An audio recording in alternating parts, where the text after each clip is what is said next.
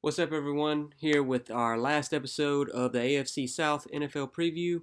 Um, Feeling a little better, still under the weather a little bit, but we're going to push through it and get through this AFC South and then try to post the AFC South recap. The last team we're going to go through is the Tennessee Titans. We already hit the Jags, the Texans, and the Colts with our predictions and their additions and losses for the season. If you made it this far, I do appreciate you watching another episode. Please feel free to leave a like or comment. Let me know what you like, what you don't like. I'm doing all this off the top of my head, trying to run through stuff. So please let me know what I could do to make things better for sure. I'm always here for improvement. Just wanting to grow a channel and discuss all these things with you all. Sorry. So, like I said, today we're going Tennessee Titans. Got their depth chart here and their schedule. We'll get to the schedule in a little bit. So, we look at last season. They were the number one seed, fell short, way short, lost to the Bengals in the first round, in the divisional round. Sorry, even though they were the number one seed, had home field advantage, still lost. They were 12-5. The Chiefs had fallen off a little bit last season. There was real no uh, standout team from the AFC. This year looks to be different. I mean, there may not be no standout team, but there's five teams that could end up with the number one seed, it seems. The Titans have a lot to do to repeat to get back to where they were last year as far as regular season stand. Re-signed him, sorry. He started to come on a little bit stronger at the end of the season compared to the beginning of the season. So he may find a bigger role this season, especially with AJ Brown's out. Julio, they released him. So that's two wide receiver positions out. Robert Woods, not real sure when he's going to come back, especially after coming off that ACL injury. They're going to take their time with him. Plus, they got Treylon Burks. They drafted him first overall with their first overall pick, their first round pick. They also re-signed Harold Landry, key component right there with the outside linebacker position. And got him in there. They extended Ben Jones, the center, keep him in. They still got Taylor Lewan. The offensive lines. We're getting to that in a little bit. They signed Austin Hooper. So the tight end position, that was a strength with Ryan Tannehill 2 seasons ago with Delaney Walker prior to him breaking his leg, and then they've been on a decline ever since. I don't know if that's as much as the tight end itself or if it's Ryan Tannehill. I mean, they got the weapons with Derrick Henry in the backfield, opening up the pass game for sure. But they hope to bring in Austin Hooper. Get that old Austin Hooper from a few seasons back, and see if they can get something going with that short game for sure with the tight ends. They got their fifth-year option on Jeffrey Simmons, so he's in the fold still. You don't want to lose him. He's probably could be a possible top five player this year, especially on the defensive side of the ball. They drafted well. They got Treylon Burks, to replace A.J. Brown. Instead of paying A.J. Brown, they just get the young guy in, which seems to be what a lot of teams are doing. They trade off their highly paid or about to be highly paid wide receiver for a young guy. Get him on a rookie contract. You see Devontae Adams happen to him. See Tyreek Hill. Both the Packers and the Chiefs did the same thing where they got rid of their contracts and moved on from that money to draft a young player. Then with their third round pick, they got this right tackle here, Petit Frere. They're going to try to bring him in, try to beef up this offensive line. The key is keeping Derrick Henry going for sure. He's their main focal point of the offense. So the offensive line is probably the key focal point as well. Keep it strong in the trenches and keep Derrick Henry going. After that, the big draft pick, even though it wasn't early on, it was Malik Willis. The Titans, to me, kind of showed their hand for their future. Tannehill's got one more year left on his contract. That probably shows they don't plan on extending him. He's making a ton of money this year. With that huge contract, they're going to let him go and get on this rookie deal probably with Malik Willis, especially if Malik can get in there and show him something. Maybe get a year or two to live under Tannehill and learn a thing or two. Malik is the athlete. He's kind of not polished where they want him to be, so maybe he can get some of that from Tannehill, sit and learn for a year, possibly even come in this year if Tannehill doesn't do what they need him to do. Then the other key draft pick that I saw was, they got Roger McCreary also with the cornerbacks. I'll get to the cornerbacks in the secondary in a little bit. But they got Hassan Haskins, and maybe they're worried about not getting Derrick Henry so many carries. The last 2 seasons they worked him too hard. Season before last, I don't know the exact number of carries, but it was the most in the league. Wear him down. They don't want to give him that bell cow role probably as much. He got hurt in week 9, week 9 last year. He only played 8 games. Had the foot injury, out for the season, came back in the playoffs, but obviously was not his normal self. So they draft Hassan Haskins, get him in the fourth. Going to be a change of role between him and Derrick Henry. Probably get some third down play with Haskins. So try to keep Henry a little more fresh for the year. So that's their additions. They got a lot of offensive additions this year for sure. As far as losses, they released Robert Saffold, who was a Pro Bowler for them. So that's probably why they went with Petit Frere in the third round, try to get some youth in there. Move on to the future. This is more of a transitional year for them to me. They're still competing, could still compete for that AFC South title, but it could end up bad. They're kind of looking to the future, trying to take one step back but take 2 steps forward next year instead of just rebuilding all at one time. Which, it's happened before. It's worked out for other teams, but some teams it also has not. So they also lost Julio Jones. Julio was a shell of himself compared to what he was in Atlanta. He had career lows, 31 receptions, 454 yards, and just 1 touchdown. You can get that almost out of anybody paying them a fourth of the price, And they gave up the draft picks for him as well. Other losses, they lost Rashaan Evans in the linebacker position.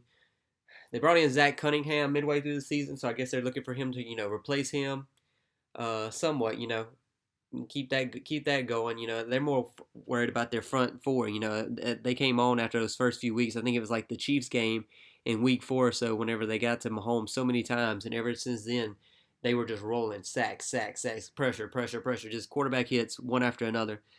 So they're going to keep that defensive line together for sure. The other loss, the key loss I mentioned earlier, was A.J. Brown.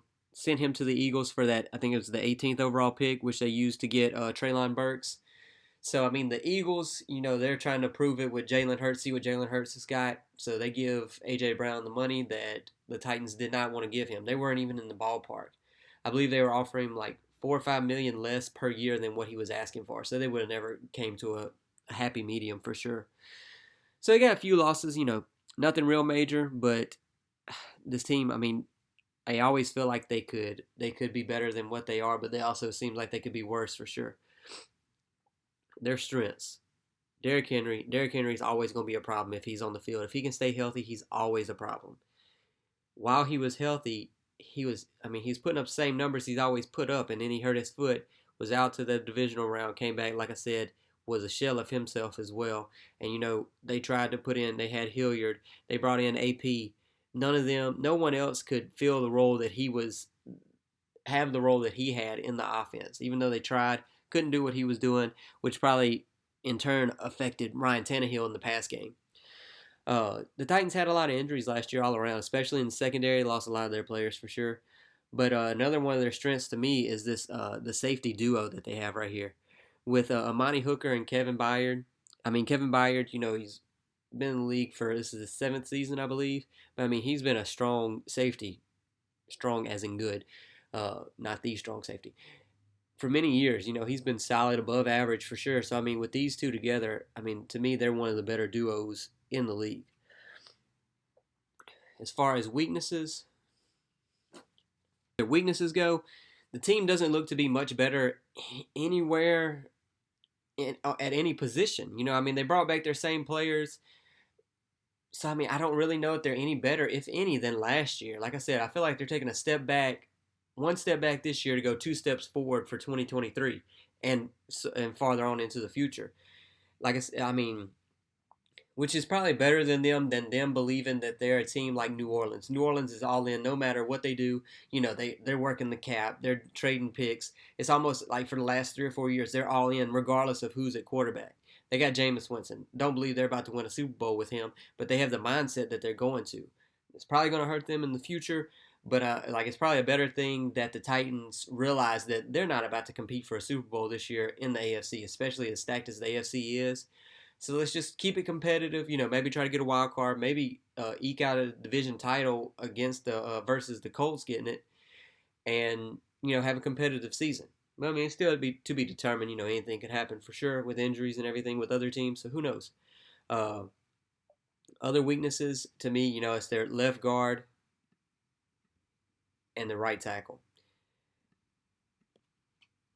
I've said it already. Derrick Henry's focal point of this offense, but I mean, you need to have somebody that's going to come in and show something. That their draft pick, he could come in for sure, get that starting position. Fill in the gap at right tackle that they're having, build up that offensive line some more, and who knows? I mean, also, I feel like they could still go out in free agency if they want. If they believe that they can compete in the playoffs, especially having a run first offense, which is what you need in the playoffs. A lot of times, there's Brian Bulaga out there, free agency, Eric Flowers. Either one of those would be a solid addition to this offensive line that could help them improve vastly in the trenches. Only other weakness I see is the wideouts. Yeah, they have Robert Woods. He's injured. Yes, they have Westbrook-Akina. He was coming on hot late in the year, but still not the best wideout. They got Treylon Burks. He's unproven. They also drafted Kyle Phillips, but Treylon Burks, I mean, people expect him to do great, but I mean, we've seen players come into a new system, NFL, and just not perform like they did in college. So we'll see what happens with the wideouts, but I don't have much faith in them, especially early on in the season. It may be too late, especially in this AFC. The only other thing, again, they have free agents out there. Maybe they bring in more people for depth. They have Keelan Cole. They have Will Fuller. Even though he has an injury history, he may fit in well to, take the top off this offense as a deep threat. Cole Beasley. When I picture Cole Beasley, I picture him being the ideal Tennessee Titan. Slot role, come in, get them 5-yard pickups time and again, but we'll see what they do. They may just stick with what they have and build towards the future. With all that said, I mean, you look at their offense and their defense. Their secondary, Farley was hurt. He was their first-round pick last year. He got injured. Fulton, I believe, got injured as well. So, I mean, to have them back, have Bud Dupree in there, maybe he can find what he had before. They got Jeffrey Simmons. They got Tart in the middle. Danico Autry. I mean, all these players, their defense, I feel more confident about their defense than I do their offense for sure. Their defense may be what can carry them this year. They don't have really any rookies. They got a lot of veterans on the defense. They did draft Roger McCreary. He may come in. We saw what the cornerbacks did last year in the draft with Asante Samuel Jr., J.C. Horn. Those PS2, they all came in and were outstanding immediately in the NFL. So maybe it converts over with Roger McCreary too. You never know. I mean, this defense may be what carries them the entire season. So we'll see what happens. But let's get into the schedule here now. Vegas has them projected 9.5 wins, 17-game season. So, it's right in the middle. 9 wins. If you go 9-8, you're probably not winning the division unless you're in the NFC East. But, I mean, it's possible with this division. Jags and the Texans, they're not winning it. The Colts are your only competition here. So we'll run through the schedule, break it down, make some predictions as to what we think is going to happen with them. Week 1, they got the Giants. Giants, they brought in Brian Dable, had the whole debacle with Brian Dable and Brian Flores. So that was the off-season drama with them. They think that Brian Dable is the QB guru. He led Josh Allen to be what he is now. So they're hoping he can do the same thing with Daniel Jones before they give him that 5th-year option, before they pick up the 5th-year option with him. With all that said, the Giants are still, I don't think they can compete with the Titans. Titans' first home game, I feel like they're going to go in there. They're going to get the win. I mean, they're at home. Got to start the season off strong. Ryan Tannehill probably comes out, wants to prove that he's still the starter for now and in the future. He's also going to be playing for that next contract. Malik Willis there or not. It could be in Tennessee, it could be elsewhere. Week 2, they got Monday Night Football against the Bills.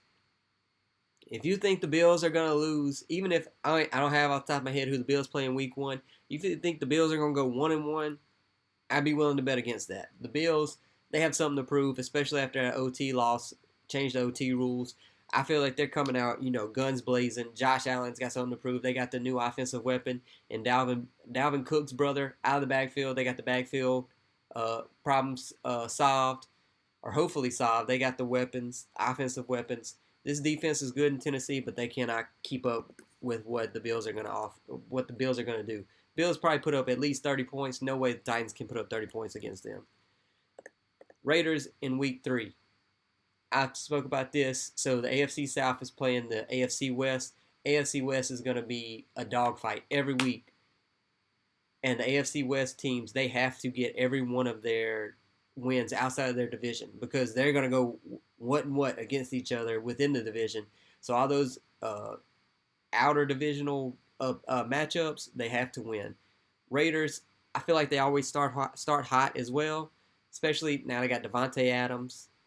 I don't see them losing to the Titans. So the Titans go 1-2 through 3 weeks. Then we move on to week 4. They play at the Colts. Colts, new team. They got Matt Ryan in there. They think they can compete. Titans going to have to do a lot this year to keep the Colts out of getting that AFC South title. That's for sure. Like I said, with Matt Ryan at the helm, they got Jonathan Taylor. Their defense, much better to me than the Titans' defense. They brought in Stephon Gilmore. He's probably, if he can stay healthy, he's going to shut down whoever they want to feel their number one receiver is. In Tennessee, Tannehill's not going to have enough options. They got Darius Leonard, probably the best run defense linebacker in the league. So that's going to slow up Derrick Henry to some extent. I don't think the Titans can go into Lucas Oil Stadium and get the win. That's another L. They're going to start 1-3. At this point, people starting to talk. Tannehill, is he going to stay the starting quarterback? They got week 5. They go into Washington, play the new team, the Commanders. Carson Wentz. Enough said about him. I think the Titans do get the win here. So now they're 2-3 going into the bye. They have the Colts again. This is going to be a key matchup early in the season because they need to at least break even with the Colts. Have a tiebreaker with them. Is this the spot that Malik Willis could be competing for the starting role, especially if Tannehill is having bad games. If he goes out and plays like he did early on in that divisional game in the playoffs last year, the fans, the media, everyone's going to be calling for Malik Willis. Put him in there, see what he's got. So it's possible he gets in right here, but I want to say the Titans are resilient regardless of who's at quarterback. They're going to get one of those two against the Colts.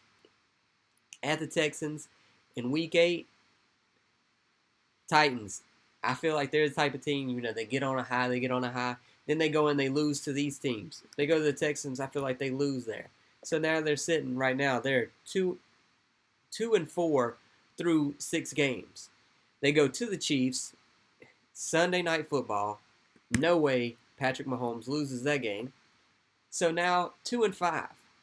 If Malik Willis isn't in yet, does he get in now? It's possible. I do think Russell Wilson, he could be being overblown. A lot of people are saying, I thought this as well. Maybe he's coming into a new situation. He's ready to go. He's ready to play. But as he gets older, his mobility is going to start to play a role with him because that's what keeps him alive a lot of these games. With his mobility, he keeps the play alive. But as he's aging, it's not like he's a dead-eye passer. He's not making Aaron Rodgers type passes. I feel like that, along with you got Jeffrey Simmons coming down at you all day, every day. I think the Titans could eke out a win right here at home against the Broncos. Week 11, Thursday Night Football against the Packers. I don't think they can go back-to-back and beat the Broncos and the Packers. The Packers lost a lot of offensive weapons. They lost Valdez-Scantling. They lost Devontae Adams.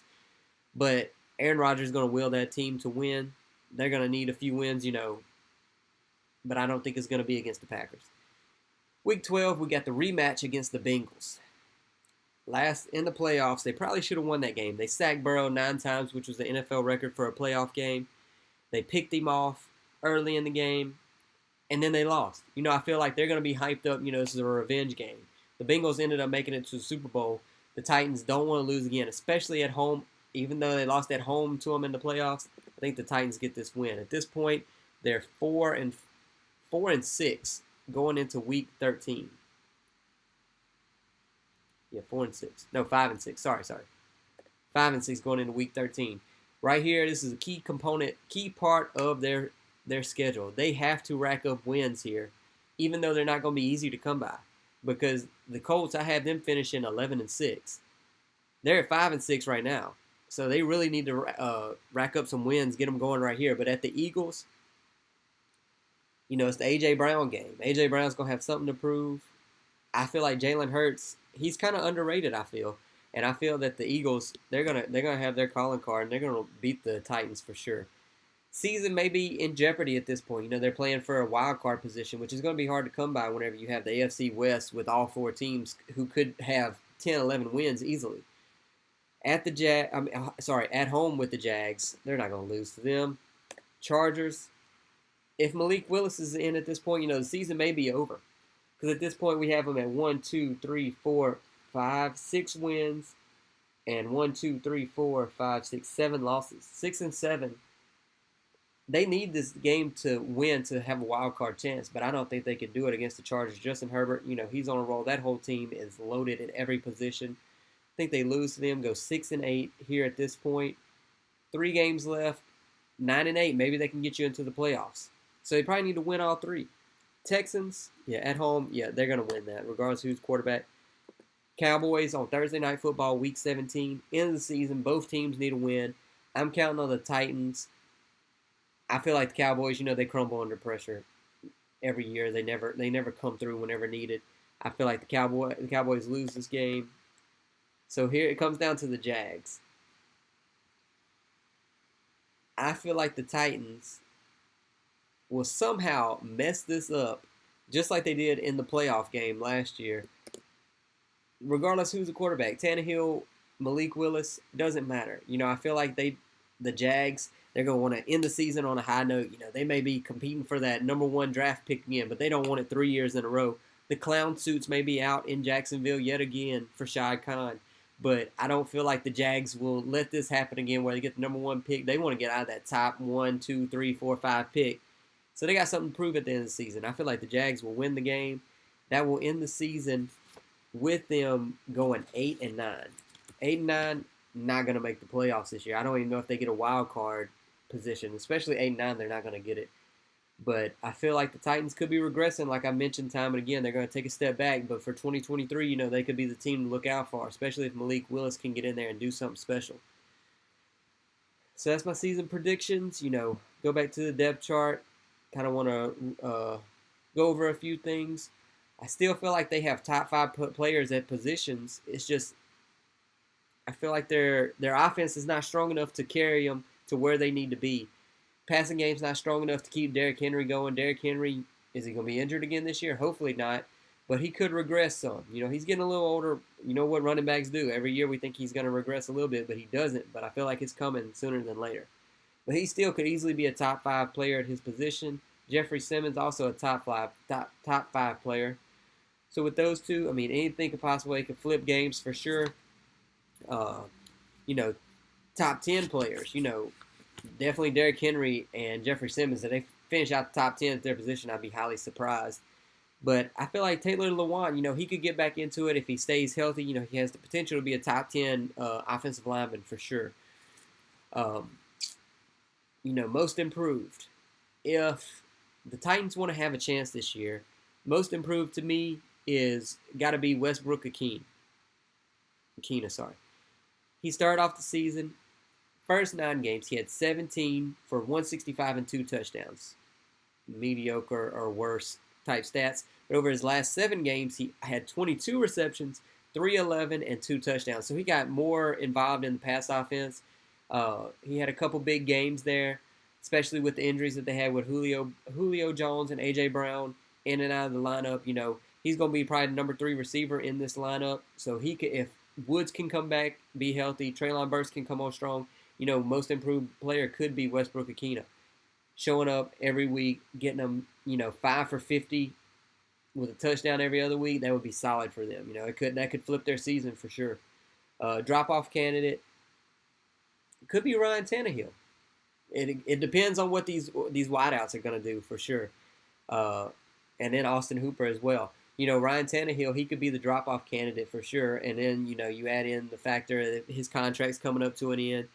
If they get off to a 1-3 start like I have predicted here, everybody's gonna be calling for Malik Willis. It happens every year, every team calling for someone new, calling for the backup quarterback, especially if the starter's not producing like they want him to. And then they go into the bye with the Colts, a key divisional opponent.